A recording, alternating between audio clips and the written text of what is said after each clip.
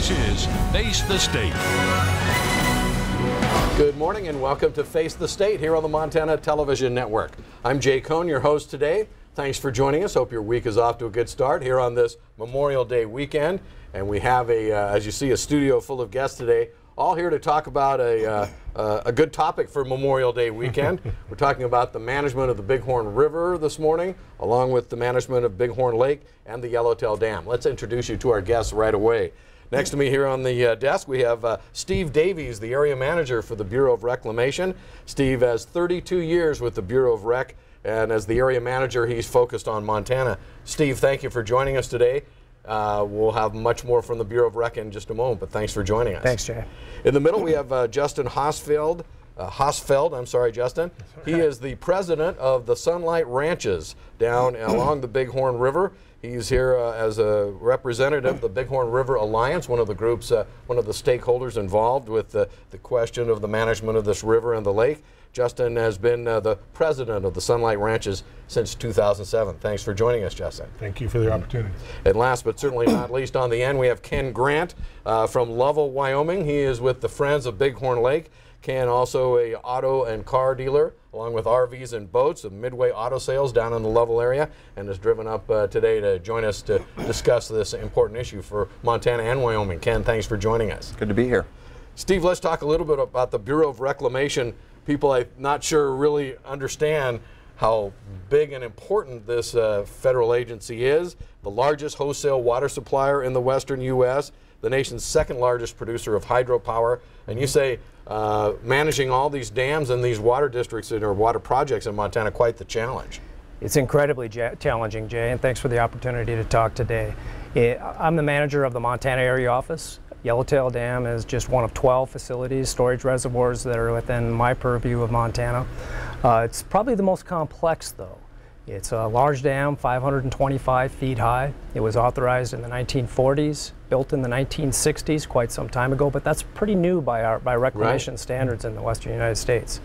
It has an incredibly diverse amount of stakeholders that are interested in the Yellowtail, in addition to the Friends of the Bighorn Lake and for the Bighorn River. We have the National Park Service. It's a Bighorn Canyon National Recreation Area. The Crow Tribe is a major player with the water in Yellowtail Dam. It crosses two states with Wyoming and Montana. It backs up a reservoir almost 70 miles long, and when it's full, it's almost 500 feet deep. It stores a lot of water. It has a large power plant associated with it, and we have the unenviable task, I think, sometimes of being caught between a lot of the stakeholders, trying to provide a balanced operation to meet everybody's needs, and those needs are often competing with one another. So sometimes our decisions are good for one, but not as good for the other, and sometimes it's vice versa. So it's quite challenging operation at Yellowtail Dam. I can imagine. And these days, at the mercy of Mother Nature, and whether it's a drought year or a record water year like we're perhaps experiencing now, more on that to come, but Steve, thanks for being here. Looking forward to your perspective. Yep.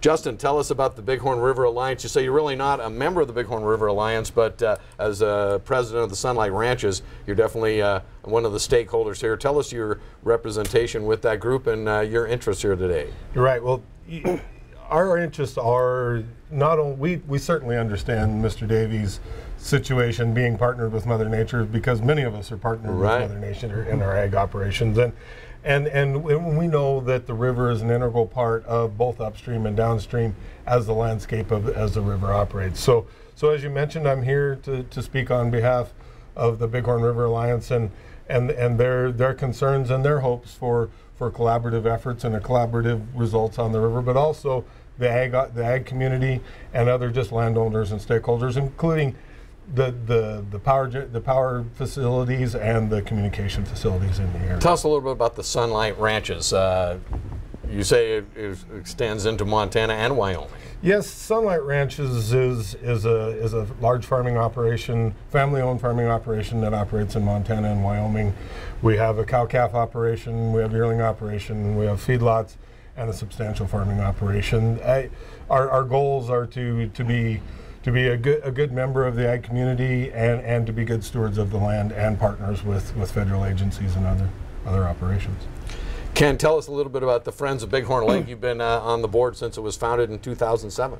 Yes. initially, during the drought years from 2000 to 2006, the reservoir on the south end of the lake on the south end of the reservoir was dry. And we were quite uneducated. We assumed that it just wasn't enough water. And there wasn't enough water. It was a drought. In 2005, spring of 2005, there was a lot of spring rains that filled the reservoir unexpectedly. And so we thought, hey, the water's back, the reservoir's back, we're good to go.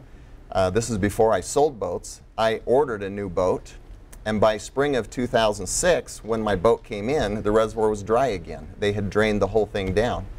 And that really got us thinking, what's going on with this water? And so we started diving into the logistics of how the reservoir was managed, and we found that the Bureau of Reclamation was working very close with Montana Fish, Wildlife, and Parks, and they were recommending flows for the river. Nobody was recommending lake levels. It was being ignored, and we didn't understand we needed to keep an eye on things. We learned that we did need to advocate for it, and we studied. We found out what the standard operating procedures of the Bureau of Rec was, and we found that they weren't necessarily following all their procedures and ignoring the lake levels and ignoring the National Park Service and what they needed so that there could be recreation on the south end of the lake. So we formed the Friends of Bighorn Lake, got a lot of members involved. So we represent local economies in Wyoming. We represent boaters from Wyoming, from Montana, that like to boat and recreate on the reservoir. Well, it's interesting, you know, Mark Twain said whiskey's for drinking, water's for fighting over, and you'd think this great resource that we could come to a meeting of the minds, but as you can see just in our brief introductions here, all the different interests at play. Steve, it seems like 2008 is the moment in time where people, at least the Alliance, is saying the management practices of the managing the reservoir changed. Is that the case? And maybe tell us how that happened. That's essentially true, Jay. You know, we went through an incredible period from 2000 to about 2007 and 8 where there was a really bad drought period. Yes, we remember. Yeah. Yeah, the reservoir did not fill. We had really low lake levels. We had really low river levels. Nobody was happy. And so advocates for both sides came together and said, hey, we're not happy with reclamation's management. What can we do to get better at this? And over about a 2 to 3 year period, we worked with stakeholders to develop criteria that tried to recognize the interests of all stakeholders. That resulted in the implementation of some criteria in 2010 for the 2010 operating year that said, okay, can we get better at managing reservoir levels a little differently to help the people up on the upper end of the reservoir? And can we avoid, in particular at the time, some of the really low river levels? We were down very low on the river for a long time. Is there something we could do to improve upon both of those? That was really the driver, and it brought a lot of stakeholders together. That started out very contentious, and over the course of probably 2 to 3 years, it really became a collaboration of understanding in terms of what the lake, how it's operated, how the river is operated, how do we manage, what are we looking at? And it really brought a lot of transparency to the table that I think educated a lot of people in terms of what's going on at Yellowtail. I think a lot of people remember those down years where not just the boat ramp on the other end was dry, but the facilities on this end were dry. And I remember we did some stories here in MTN about because the Yellowtail Dam was at least regulating some of the flow in the Bighorn River. We went down there because all the other rivers in Montana were going dry, and everyone was flocking to the Bighorn for the few fishing opportunities that were left. So the fisheries biologist told me at the time, if they can fill that river bank to bank, it's going to fill with fish, and that's all directly related to water levels. So if you just flash back to those years when we were so dry, and now compare it to now, because we've had two of the wettest years on record just within the recent memory. It's amazing how it's changed since 2010. Just flipped overnight. We went through 7-8 years of absolute, really bad drought. And since 2010, we've established 2 all-time record inflows in 2011 and again last year. We had to go all the way back to 1967, or 51 years before we saw the types of inflows that we saw in 2011 and again in 2017. And so we've really experienced over the last 8 water seasons really an up and down. 2 years were about half what would be normal, kind of almost the drought year. But the other 5 were almost phenomenal in terms of the amount of water that was generated. And that really presents a lot of challenges for water managers to react to that. You know, our biggest challenge that we have is forecasting what we think we're going to get for an inflow, and then when is that going to come? You know, that comes from a lot of different agencies, not just reclamation. The Weather Service plays a big part in that. Natural Resource Conservation Service does. The Corps of Engineers does. The USGS. Everybody's looking at how can we get better at forecasting. So we're utilizing that, a lot of that information, but at the end of the day, it's kind of like the weatherman. You know, what, is it going to rain next week? You know, we don't have a lot of confidence in really what's going to happen next week.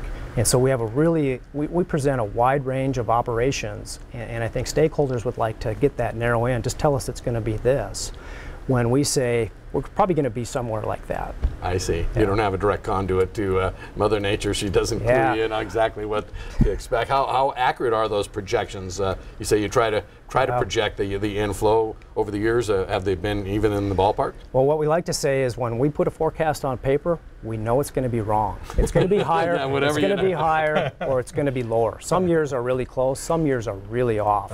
And we get these in terms of what we're expecting, what our expected inflow is going to be. But again, we put a wide range of flows. We're going to put a really high flow and a really low flow to kind of put the borders on what we think is going to happen, and hopefully we're going to be somewhere in the middle.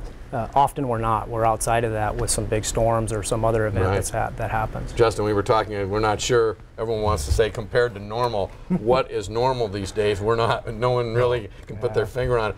Tell me though, since they changed the management criteria in 2008, folks downstream feel that's been very bad for not only agriculture but the municipalities, the fishery. Those are your main concerns. You feel that that new criteria is not working at least fairly for your half. Well, yeah, and as Steve just got through saying, and as we've been saying all through the conversation, we've been dealing with some high water years that have been making that challenging to necessarily put your finger on exactly what the results in the operating criteria have been. So we certainly, you know, as Steve mentioned, he has the unenvious job of sitting there trying to do that, and we don't envy his job. And I want, you know, we want everyone to know that we certainly appreciate that hindsight's 20/20, and no one's crystal ball is that good. But as we said, and you know, as we look at the operations and at the downstream effects since that change in management or operating criteria, we do feel we're starting to see a trend in erosion or in releases that seem higher than they should be. And given understanding that in the record water years, no one is being critical of those releases, just knowing that you have to do what you have to do to work that water through the system. But as we've made the analysis, as we've looked through it, and as we've removed the high water years, we still feel that we see a trend of higher flows, and flows probably that the river is unaccustomed to. You know, and I can appreciate, we certainly appreciate the Friends of Bighorn Lake and the upper end of the lake, and how those years of drought tend to make you think that, you know, that we're in this never-ending situation where has the lake gone, and the ag community manages a lot of dams and reservoirs themselves for livestock water, for irrigation, and we know the old axiom in reservoir management that you can't make water.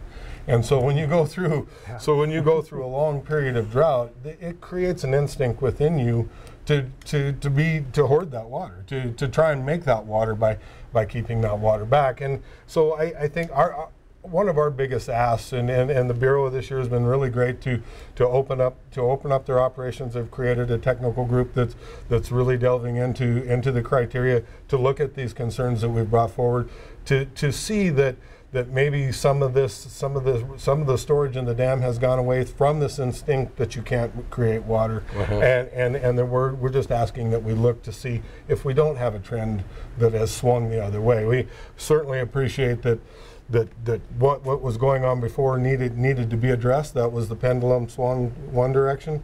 Now we're wondering if this pendulum hasn't swung a little too, you know, far to the other direction. And we're just asking to see if we can't find a greater level of compromise.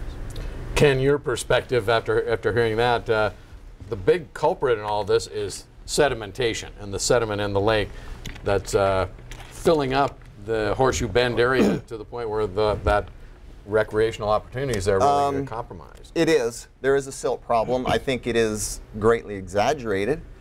Let me just say, first of all, that over this period, last 10 years or so, that the Bureau of Reclamation has been monitoring things more closely, trying to predict things more closely, manage more fairly. Despite the crazy inflow years, we feel they've done a remarkable job. It hasn't always been exactly what we wanted. There's been times where we've contacted the Bureau and it's like, well, why are you doing this? And they explain it to us and we just kind of grit our teeth and deal with it. And the reason why we have dealt with it is because we felt like we were working as a team with all stakeholders and there needed to be some give and take. Now honestly, we believe that the lake levels and recreation is a project purpose of the Bureau of Reclamation to take care of. We have not found any documentation that shows that downstream river fishery is a project purpose. And I know Steve will dispute that, but we haven't seen those documents. We know that the project purposes originally was flood control, irrigation, silt control, hydroelectric power, and then in 1950, 62, 65, it was put in for improvements for reservoir fishery, waterfowl, and recreation. Those were project purposes.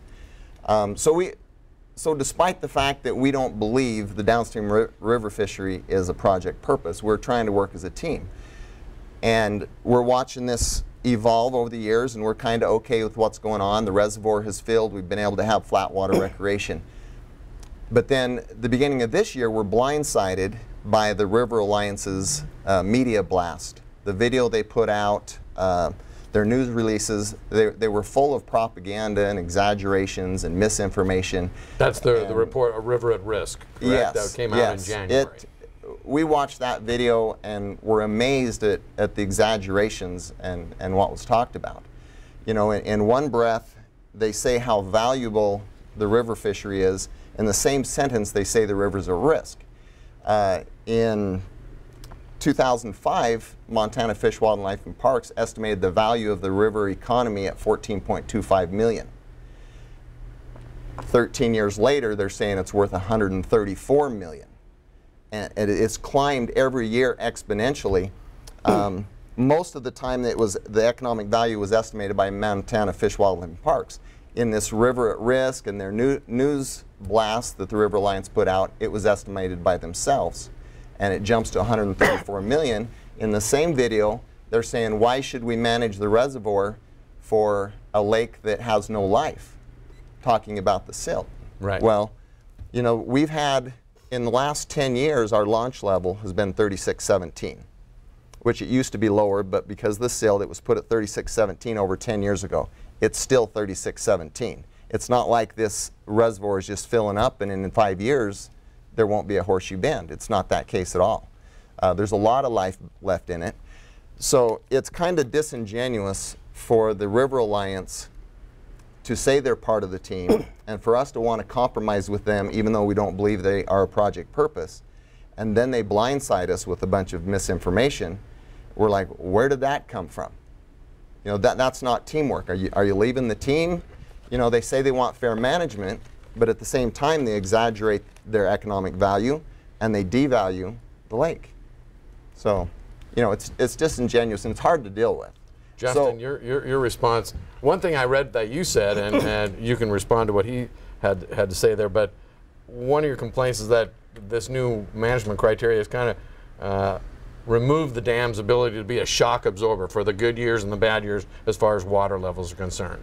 Yes, partly that is that storage has a direct relationship to releases, and that is one of the things that we've asked through through this technical group and through these new efforts by the Alliance and other members besides the Alliance is to look and see if these new goals, these new targets for the lake has eliminated storage for the releases. But so that I don't know that necessarily. You know, everyone can take from the campaign that what they see or what they feel, but I don't think that the campaign was necessarily meant to diminish the recreation and the lake's role on the upper end. It's more driven to bring to light what the new changes and what the activity that may be going on the river. And as far as the numbers and the information that came out in the report, those numbers, we were very careful to make sure we pulled them from Montana Fish, Wildlife and Parks, from Montana Revenue Services, using formulas and using data and information that they use to not only look at actual cash receipts, but the potential that opportunity gives. But and that, you know, that speaks to the fishery and that speaks to recreation, which is a huge part of that part of the county. But also along with that, and Ken, I think you'll agree, as part of that video that came out, or the Alliance's publication that they put out, is the other stakeholders on the river, agriculture, what the impact on agriculture might be, erosion, what the erosion might be doing to the municipalities and those things. So it's not only focused on necessarily just revenue versus a one recreationist versus the other.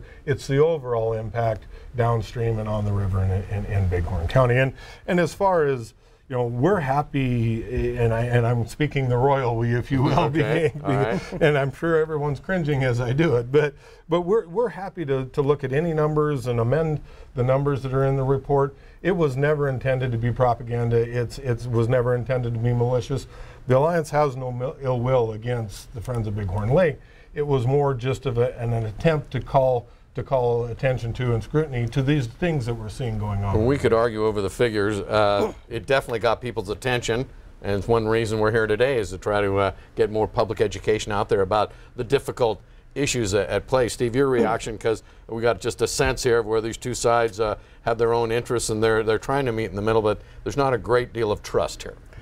So our role is trying to meet with both and promote a collaborative conversation. So when the River at Risk came out, we looked at it. We didn't dive into the numbers. We would disagree as others would with portions of that. But I think our role, what we did in November of 2017, even before that came out, what we were hearing from the Bighorn River Alliance is, hey, I think we've swung too far with this criteria.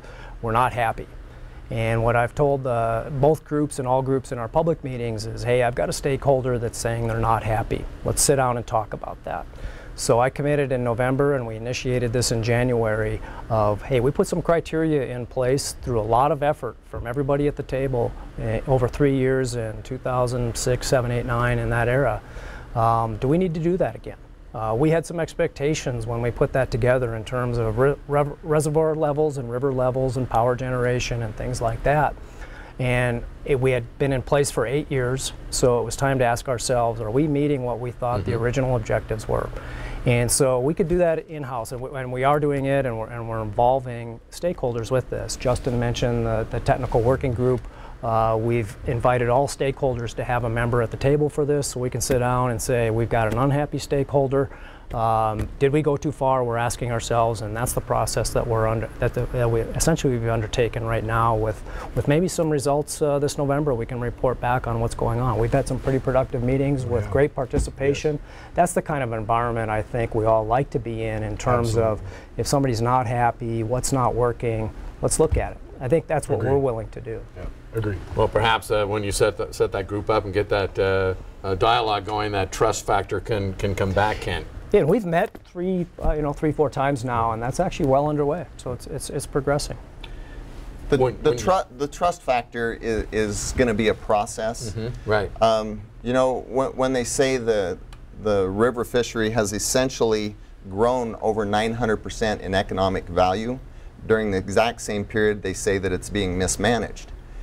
If I could mismanage my business to have a 900% increase in value, I would keep mismanaging it. There's just so many contradictions that it's difficult to trust. So we get these new meetings going. It's difficult to trust anything that's said after something like that. Ken mentioned that the Friends of Bighorn Lake don't believe that the fishery, the stream below, is part of the project model or whatever. But I don't think you can argue that they're intertwined and interconnected. But your reaction? Well, we believe Fish and Wildlife Purposes was an original authorization along with recreation. Certainly when you look at the historical documents that Congress put in place in 1944, they expected a really good river fishery and a really good lake fishery. and there's a lot of discussion in those documents about those. Flood control, power generation, and irrigation were certainly the major components. And like a lot of our dams, when they were authorized in these early days, they had no idea just how much recreation and fish and wildlife benefits I think would really become to develop. But we recognize it. We try to, from a river and reservoir, we believe everybody's on an equal footing, and we're not going to play a favorite child, so to speak. So we differ on that, I think, in terms of whether we believe fish and wildlife recreation originally authorized. We believe they were. Yep. Go ahead, Ken. To address that, on page 40 of the definite plan report, it specifically says there is no specific requirement for the downstream fishery. Then in January, part of the news release, the River Alliance repeated that exact same phrase, that they realized there is no specific legal requirement for the downstream fishery. So as a kind neighbor, yeah, we can manage for it and we can work together. Legally, we don't believe there is, legally they have a project purpose as part of the Yellowtail project. Sounds like some legal work and some fees will be down the road. Let's talk about moving forward. Steve, you've said you've set up this technical group as you look forward, and as I read, it says there's always kind of a self-reflection. Are we managing this resource as efficiently as possible? So that's a healthy thing to be reviewing that, and to increase this dialogue has to be something on a positive note for the Bureau. Well, I think we should always be asking ourselves, are we doing as best we can modeling? Modeling and forecasting is something that's constantly evolving. We know there's vast improvements that could be done in that. We've put this, when the criteria was put in place, it was not expected to be a one and done kind of thing. Let's try this. We think this criteria that was put in place is really just kind of fine-tuning how the reservoir was originally designed to be operating. So we're trying to find some sweet spots in here where everybody might be a little happier.